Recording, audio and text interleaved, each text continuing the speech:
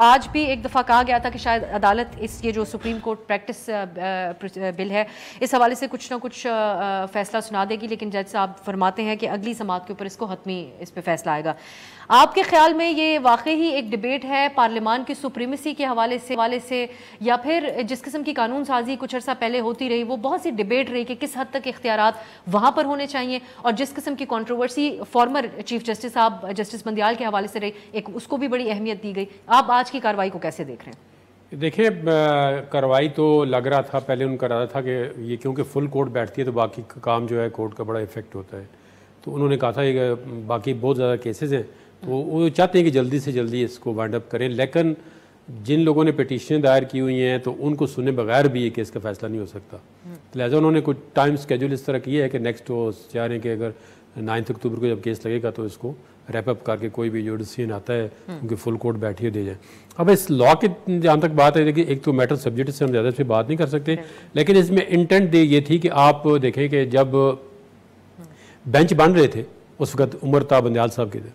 तो एक मखसूस बेंच जो है हमेशा बनता आ रहा है, ये सबको पता है, और जो भी बेंच बनता था एक डिसीजन जो है वो मीडिया वालों को भी हर बंदे को पता चल जाता कि इसका ये वाला डिसीजन आएगा, इस तरह आएगा, तो नॉर्मली 90% डिसीजन उस तरह आता था। तो उस चीज़ को मतलब उन्होंने कहा था जी कि एक देखें ना, ऐसा अगर आप हिस्ट्री में जाएँ टाइम नहीं होगा कि सू मोटो नोटिस जो है इफ्तिखार चौधरी साहब ने बहुत ज़्यादा लिए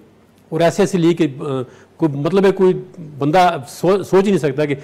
सुप्रीम कोर्ट जो है ऐसे केसों का वो ट्रायल करेगी या सू मोटो। उसमें ये वजह ये होती है कि 184(3) के तहत आपका जो फंडामेंटल राइट होता है अपील का, आप वैसे केस करते हैं, FIR होती है तो उसमें आपको फोरम मिलते हैं, मजिस्ट्रेट का फोरम, सेशन जज का फोरम, हाई कोर्ट का फोरम, सुप्रीम कोर्ट का फोरम, तो 4-5 जगहों पे आपका राइट होता है। अब आप 184(3) की जो रिजर्वेशन है उसके बाद तो कोई राइट नहीं है आपका। आपने एक केस उठाया झूठा सच्चा, सुप्रीम कोर्ट ने कहा जी तो इस तरह कर दो, ख़त्म,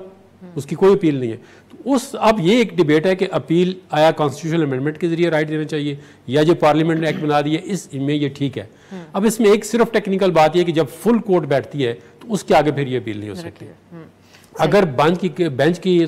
कॉन्स्टिट्यूशन को अगर लिमिट कर दिया है कि इतने बेंच बनेंगे, फिर इस पर ये भी जज क्वेश्चन उठा रहे हैं कि अगर आप 5 के बेंच बनाते हैं तो वाई नॉट 7, वाई नॉट 8, इस तरह भी क्वेश्चन उठ रहे हैं। आप देखें एक फुल कोर्ट की जो विजडम आएगी वो एक अच्छी होगी, वो सब पे बाइंडिंग होगी। आगे भी इस तरह होता है कि जब फुल कोर्ट नहीं बनती थी तो जब सुप्रीम कोर्ट के अंदर ये आपने इलेक्शन की बात की बाद में बात करेंगे, जब स्प्लिट होगा तो फिर कोई उसकी जजमेंट को इंडोर्स नहीं करता।